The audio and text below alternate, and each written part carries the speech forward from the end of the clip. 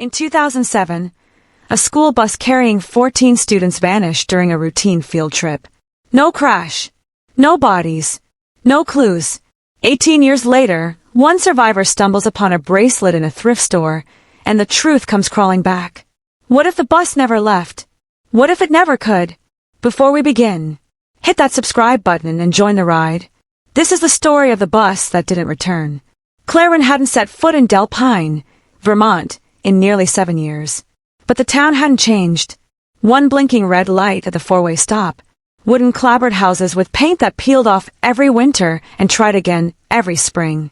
And the gas station that doubled as a diner and bulletin board for every bake sale, lost cat, and town hall drama.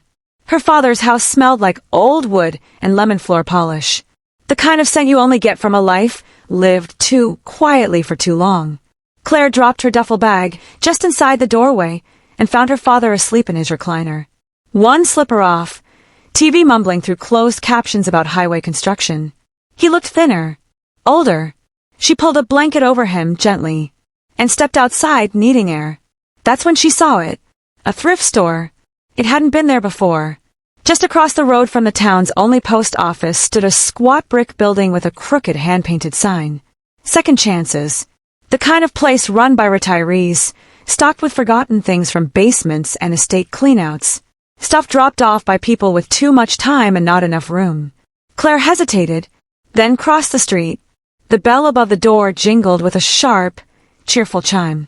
Inside, the air was thick with dust, floating in beams of late afternoon light. Behind the counter stood a woman in her 60s, humming along with a warped cassette of Hotel California. "New in town?" she asked, not really looking. "Returning," Claire said quietly. "I grew up here." The woman squinted, tilting her head. "Family! Run!" The woman's eyes widened. "You're Dan Wren's girl." Claire nodded. "Claire!" "Well, I'll be," the woman said, as if that explained everything. She went back to humming. Claire wandered the aisles. Knitted sweaters, chipped mugs, vintage toys. All the memories no one wanted anymore. Then she saw it. In the jewelry case, nestled between tangled chains and cracked plastic rings. A silver charm bracelet. Small.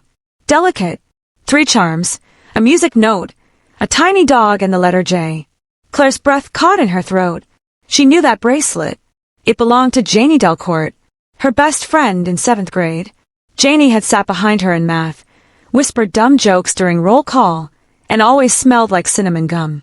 She was shy, insecure about her teeth, and never, ever took that bracelet off. Except, Janie never came back from the field trip. Neither did 13 other kids. It was supposed to be a regular school outing to Bear Hollow Preserve, one bright October morning in 2007. But the bus never returned. No crash. No wreckage. No bodies. They called it a tragedy, blamed it on mechanical failure or misdirection. Search underway. But after 3 days, the headline stopped. After a week, the school held a memorial. No photos, just a list of names. Then silence. Claire had been sick that day. Strep throat. Fever. A lucky illness, she'd been told. She stared at the bracelet for a long time. "Where did this come from?" she finally asked. The woman blinked, looked at the case. "Came in a donation box last week. Might have been from the Parson estate. They've been clearing out their attic."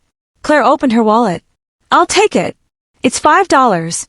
She handed over a 10. The woman gave her change with the same vague smile. Outside, under the fading sky, Claire stood still. The bracelet rested in her palm. Worn but intact. The music note charm had a scratch across it. The J was slightly bent. She turned it over and froze. Engraved in faint looping script were the initials, J.D. Her best friend, Janie Delcourt. Claire sat in her car for nearly 20 minutes, the bracelet clenched in her fist, trying to remember everything. That week, the trip, Janie's voice. No one talked about it anymore. Not online. Not at reunions. The school board had even retired the bus number the following year. But Claire still had the newspaper clippings. Back in Boston. Buried in a folder labeled Avoid. But now, this bracelet in her hand. It wasn't avoidable anymore. This was proof. And proof meant someone had lied. Claire looked across the street at her childhood home. The town hadn't changed, but something inside her had. She opened her phone and started a new note. Missing. October 2007, Bear Hollow field trip. 14 students. 1 teacher. No return. No crash site. Claire absent due to illness. Janie Delcourt, one of them. Her bracelet just surfaced in a thrift store. She stared at the screen. Janie didn't give things away. And she sure as hell didn't come home to return a bracelet. No one else could have had it. The past wasn't gone. It had just been quiet. And Claire was about to make it loud. The next morning, Claire sat in her car outside the old middle school, engine idling, heart tight. The building looked exactly the same. Same sagging roof. Same faded sign missing letters. Welcome me to LPA, my deal school. The hedges were neater now, but the rusted bike rack still leaned awkwardly near the entrance, and the flagpole chain clinked faintly in the breeze. 14 kids had walked out of the school in 2007. They never came back. Claire turned off the ignition and slipped the bracelet into her coat pocket. She hadn't slept much. Every time she closed her eyes, she saw Janie's face, or at least the version her memory had preserved. Freckles. That big grin with one crooked tooth. Laughter. She had questions now, and she needed answers. Not rumors. Not archived obituaries. Facts. Inside, the front office was surprisingly modern. Fluorescent lights. Fresh linoleum. A digital check-in kiosk, blinking quietly in the corner. A receptionist looked up from her computer with a professional smile. Can I help you? I'm Claire Runn. I used to go here. Class of 2008. My dad's Dan Runn, he taught shop. The woman's expression softened. Oh, Mr. Runn. He retired a few years back. How's he doing? Slowing down, Claire said. I'm here helping out while he recovers from surgery. Well, welcome back. What can we do for you? Claire hesitated, choosing her words carefully. Actually, I was hoping to look through some old yearbooks. Maybe some records from around 2007. The receptionist tilted her head. What for? I'm writing something, Claire lied. Personal project. I was out sick during the Bear Hollow field trip. You know, the one where... The receptionist's expression hardened. Just slightly.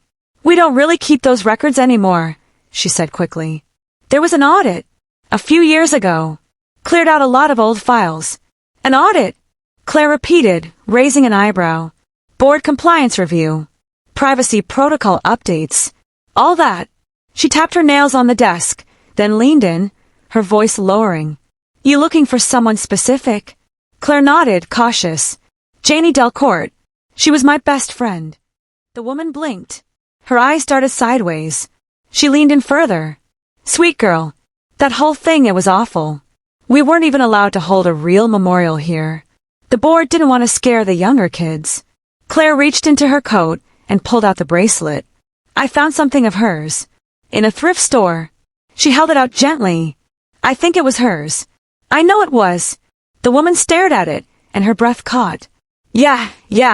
She wore that every day. I remember the little music note. Claire nodded slowly. How did it end up in a donation bin? The woman didn't answer. Claire leaned in again. Do you have any files from that year? I don't need addresses. Just names. Photos. Anything. A pause. Then the woman nodded once. There's a cabinet in the back. Mostly old yearbooks. If you want to take a look, I can let you back there for a few minutes. She led Claire down a narrow hallway that smelled like dry erase markers and old cafeteria pizza. They passed a locked teacher's lounge and stopped in front of a gray metal cabinet near a fire extinguisher. Nothing's in order, the woman warned, unlocking it. But you're welcome to dig. Claire opened the doors. Inside, dusty binders, file boxes, yearbooks wrapped in yellowed plastic. She found the 2006 to 2007 yearbook, pulled it out, and flipped straight to the 7th grade section. And there she was, Janie Delcourt. Twin braids, a wide, goofy smile, a face that had no idea what was coming. Claire stared for a moment, then grabbed the student directory, a typed list of homerooms, and assigned bus numbers. She flipped through, scanning line by line. Bus 7, Bus 14, Bus 18. Then she stopped. Failed trip, October 12th, 2007. Bus 12, Teacher, Mr. Alan Baird. Students, redacted. Claire's stomach dropped. The student names had been blacked out. Every single one. But the redaction wasn't printed. It was done by hand. Thick black marker. Faint imprints of names, still visible beneath. Someone had gone through this file, page by page, and censored it. Claire snapped a photo with her phone, her hand trembling. You find what you were looking for? The receptionist called from down the hall. Claire slid the book back into place, quietly closed the cabinet, and walked out without answering. Back in her car, Claire stared at the photo on her phone. The blacked-out names. The teacher's name, Alan Baird. She didn't remember him. He only taught that year. She opened a browser and typed, Alan Baird, Delpine Middle School, 2007. No results. No social media. No obituaries. No teaching license in Vermont's public educator database. It was like he'd never existed. Her chest tightened. This bracelet, it hadn't been a fluke. And those redactions, they weren't an accident. Someone had gone to great lengths to make sure there was no record of the kids who boarded that bus. She opened her note app and added, Bus 12 assigned to Alan Baird. Student list redacted. No public record of Baird post, 2007. Janie's bracelet surfaced in 2025. Someone is hiding something. Claire looked back toward the school building. This wasn't just silence. This was erasure. Someone had pulled a black marker across the past. On purpose. The old bus route wasn't on any modern maps. Claire discovered that the hard way. Scrolling for hours through archived town council PDFs and grainy library microfiche, chasing a road that no longer officially existed. But her persistence paid off. She found a scan of a flyer, a 2007 Bear Hollow field trip itinerary, emailed to parents on October 10th. Departure, 7:45 a.m., Delpine Middle School. Arrival, 8:30 a.m., Bear Hollow Preserve. Route, 6A Deer Path Trail. She printed it and got in the car. The edge of town came fast. Route 6A began as a narrow, two-lane road slicing through thick pine forest. By the time she reached the turnoff for Deer Path Trail, the sky had darkened. Not quite dusk, but the kind of gray that made everything feel quieter than it should. The sign for the trailhead was still there, half-rotted, nearly swallowed by ivy. No welcome banner. No maps. No trace of school field trips or cheerful park rangers. Just a gravel ribbon, fading into the woods. Claire parked the car off the road, killed the engine, and checked her phone. No signal. She paused, then grabbed her coat and flashlight. She had no destination, just a direction. She needed to walk this path, to feel it under her feet, to retrace the ride Janie and the others had taken 18 years ago. The woods were too quiet. No birds. No rustling leaves. Just the faint crunch of her boots on gravel and the occasional groan of old trees leaning on wind. 20 minutes in, the trail forked. One side was marked. Private property, no trespassing. The other was unmarked. Overgrown. Claire picked the unmarked path. Another 10 minutes passed. Then, the trail opened. A wide, flat clearing, ringed with pine. The grass was brittle, like it hadn't grown properly in years. No benches. No signs. No trace of the preserve she'd been promised.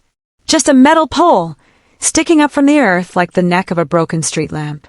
And something else. A concrete slab, sunken and cracked, half buried beneath moss. She knelt near the base, faintly carved into the concrete. BHP, 27. Bear Hollow Preserve, Installation 27. Claire snapped photos, her breath visible in the air now, though it wasn't that cold. The place felt wrong, like the air itself remembered something no one else did. She turned to leave, and that's when she saw him. He was standing at the edge of a clearing, half hidden behind a tree, middle-aged, heavy coat, a shovel in one hand. They locked eyes. Claire froze. You lost, the man called out, voice rough. She forced her voice steady. Just hiking. Trails closed. I didn't see a sign. He stepped forward slowly. No one's supposed to be back here. It's dangerous. Claire nodded, took a breath. I'm Claire Runn. I used to live here. I'm looking into the Bear Hollow disappearance. The man stopped cold. A long silence.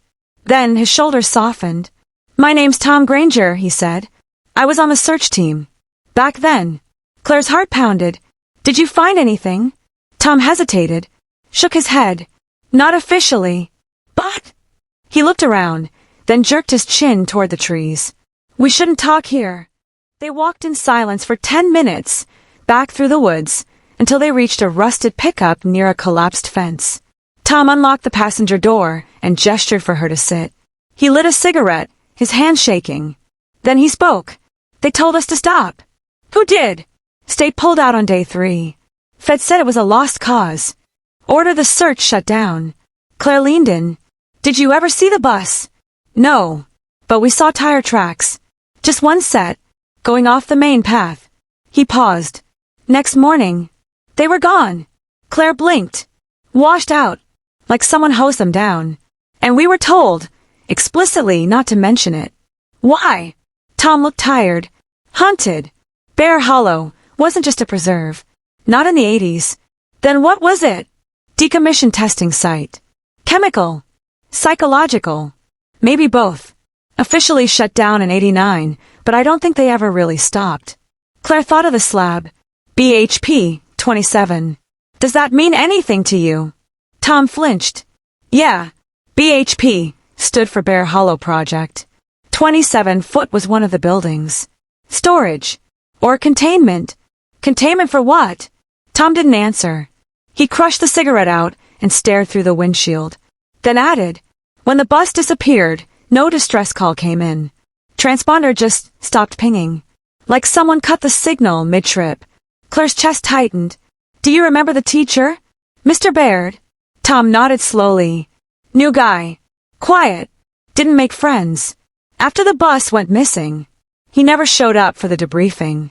Just disappeared. No one ever saw him again. Nope. Not even in town. Claire pulled out her phone and showed him the redacted file photo. He glanced at it and nodded grimly. Yeah, that tracks. Why hasn't anyone talked about this? Claire asked. Tom looked her dead in the eyes. Because nobody wanted to believe it. And the ones who did, they stopped asking. Claire swallowed hard. She wasn't going to stop. Not now. Not ever. Delpine's public library hadn't changed much. Still the same creaky wooden floors. Still the same stale scent of paper, dust, and aging plastic book jackets. Still the same rusted bike rack out front, only now it was bent in 2 places. Inside, the fluorescent lights hummed quietly overhead. The front desk was unattended. Claire made her way past the shelves and into the town records room, a cramped backspace that smelled like damp cardboard and winter gloves. She wasn't looking for stories. She was looking for infrastructure. Town council minutes. Zoning permits. Land use records. If Bear Hollow had once been a testing site, government or otherwise, there had to be a paper trail. She started with the 1980s. Flipped through council meeting transcripts, row after row of dry text in 3-ring binders. Motion to approve waterline expansion on Mill Road. Budget reallocation. School roof repair. Discussion. Chemical disposal near Upper Hollow. She stopped. Chemical disposal. Upper Hollow was the northern edge of Bear Hollow Preserve. She kept reading. The next meeting's minutes had a note. Resident concerns regarding strange odors near Hollow Basin. Board votes 4-1 to request federal review of property leased to Paragon Holdings Incorporated. She froze. Paragon Holdings. She'd never heard of them. The minutes continued, but something was off. The entry for October 1989, the exact year Tom said the site was decommissioned, was missing. Just a torn stub in the binder. Claire returned to the desk. Eventually, a librarian emerged from the back, thin, spectacled, startled to see anyone in the records room. Can I help you? I'm looking for council minutes from late 1989, especially around October. The librarian frowned. That file went missing a while back. Some pages were damaged during a humidity leak. Convenient, Claire muttered. The librarian tilted her head. Excuse me. Sorry. Just surprised something so specific disappeared. If you're researching the preserve, the woman added softly, you won't find much. Claire raised an eyebrow. Why is that? The librarian glanced over her shoulder. Because after the bus incident, people stopped asking questions. The town wanted to move on. Did you work here back then? She nodded slowly. I was a volunteer. I remember the calls. Journalists. Parents. Officials. And then one day, nothing. Like a switch got flipped. No articles. No coverage. Even the microfiche archive had gaps. Claire's pulse quickened. What kind of gaps? Like someone clipped pages, or replaced them with doctored versions. Headlines changed. Dates mismatched. Claire asked to use the microfilm machine. She loaded up October 1989 to October 2007, searching through headlines, obituaries, and incident reports. And she saw it firsthand. Some articles were completely normal, school bake sales, town parades. But others, there were blank spaces, literal cutouts where stories should have been. Headlines about Bear Hollow simply stopped, as if the preserve had never existed. She found a single mention in a 1991 editorial. Frustration continues over the mysterious leasing of public land to Paragon Holdings, LLC. Town board remains tight-lipped. Then nothing. Back at the front desk, Claire asked the librarian, "Do you know anything about Paragon Holdings?" The woman looked uneasy. They had offices in Burlington for a while. Leased land here under a recreational development clause. And now, gone. Left no trace. Even the tax records disappeared. Was it government? Private. But tied to government contractors. That's what people whispered. Claire's voice dropped. Do you think they had something to do with the bus? The librarian didn't answer right away. Then finally, I think if you dig too deep, you might find something you won't want to know. Claire met her eyes. I have to know. The woman hesitated, then opened a drawer, pulled out a faded manila envelope, and slid it across the desk. Someone left this in the book return years ago. No name. No return address. I was told to throw it out. Why didn't you? Because I read it. Inside the envelope, a photo of Bus 12, half submerged in foliage. A map with coordinates and the label, BHP 27, sublevel. A torn sheet from a medical form. Subject, Baird Allen. Clearance level, green 4. Observation protocol initiated. Claire's stomach turned. Alan Baird wasn't just a teacher. He was a subject. She copied the documents, took photos, then left the library without another word. She sat in her car, breathing hard, the envelope in her lap. The trees outside were still. The air heavy. This wasn't just a disappearance. It was a cover-up. She opened her notes app and typed. Bear Hollow leased to Paragon Holdings in '89. Records wiped after 2007. Baird listed as observation subject. Map references, sublevel of BHP 27. Likely underground structure. Bus may never have left the preserve. Claire closed the app and whispered, "What the hell happened on that bus?" Claire sat on the edge of her childhood bed, flipping the VHS tape over in her hands. No label. No markings. Just a strip of masking tape on one side with 3 letters scrawled in Sharpa. BHP. It had been tucked inside the manila envelope from the library. Along with the map. Along with the medical sheet. She hadn't owned a VCR in years. But her dad still had one. Downstairs, under the old box TV. Still blinking 12 o'clock. She slid the tape in. Pressed play. And waited. The screen buzzed. Then a countdown. 3, 2, 1. Then static. Then dark footage. Shot from a handheld camera. Grainy, gray, unstable. A man stands in front of a lens. White coat. Clip-on badge. Shaved head. He looks nervous. Log 27B. Subject 12B. Alan Baird. Testing cognitive thresholds. Bear Hollow facility. Claire's blood ran cold. The camera cuts to a man strapped to a chair. It's Mr. Baird. Disheveled. Pale. Eyes darting. A monitor flickers in the background. Electrodes on his temples. He's mumbling something. Over and over. The bus. The bus. The bus. A figure off-screen speaks. Subject remains fixated on departure. Cannot accept loss of continuity. Another cut.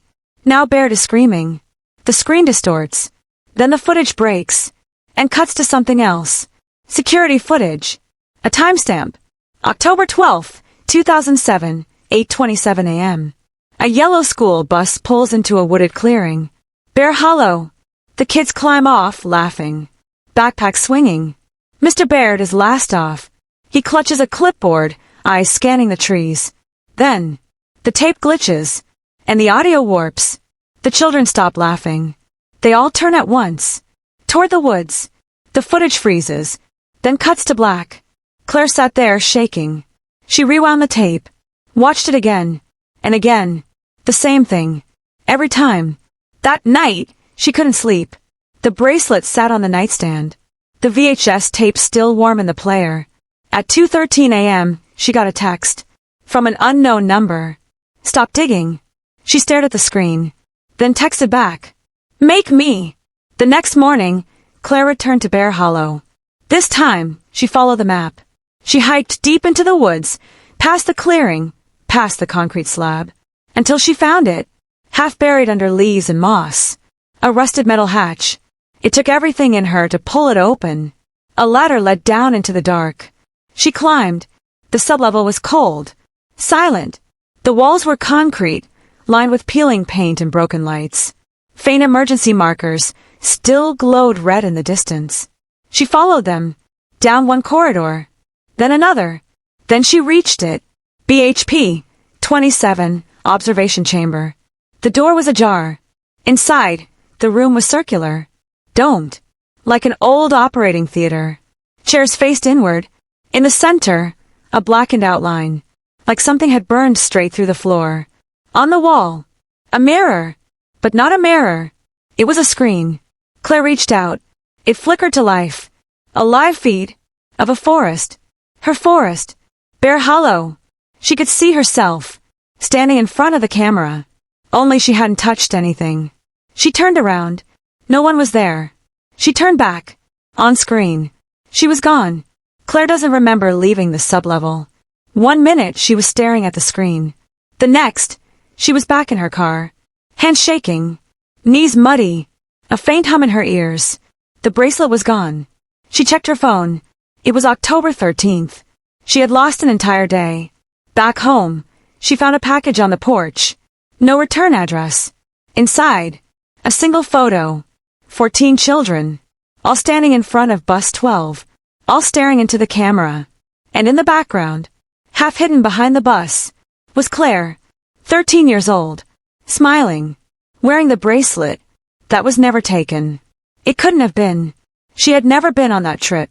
Or had she? Somewhere deep beneath the woods. A screen flickers. A loop begins again. The bus pulls in. The door opens. And the past waits to be remembered or rewritten.